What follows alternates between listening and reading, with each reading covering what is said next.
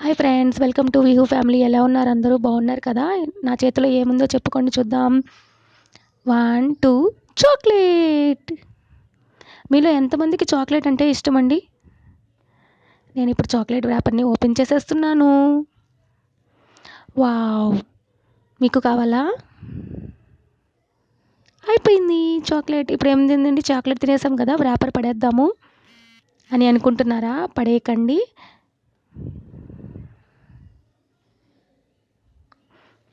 ఏం చేద్దాం చాక్లెట్ ర్యాపర్తో? మీరు చిన్నప్పుడు మీరు చాలామంది చిన్నప్పుడు చాలా చాక్లెట్ ర్యాపర్స్ తోటి చాలామంది క్రాఫ్ట్ చేసేవాళ్ళు ఉన్నారు.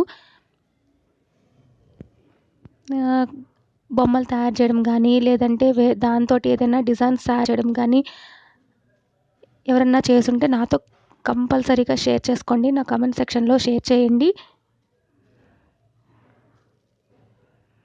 నాకైతే ఒక 2 ఐడియాస్ వచ్చినాయండి. దాన్ని మీతో షేర్ చేసుకుంటాను.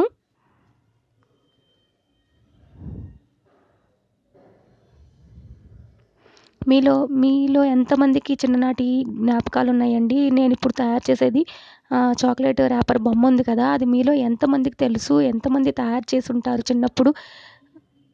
నాతో తప్పకుండా షేర్ చేసుకోండి.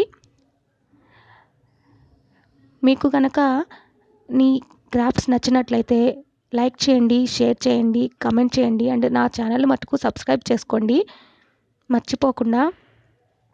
ఇప్పుడు ఈ మ్యూజిక్ వింటూ నా క్రాఫ్ట్స్ ఎంజాయ్ చేయండి.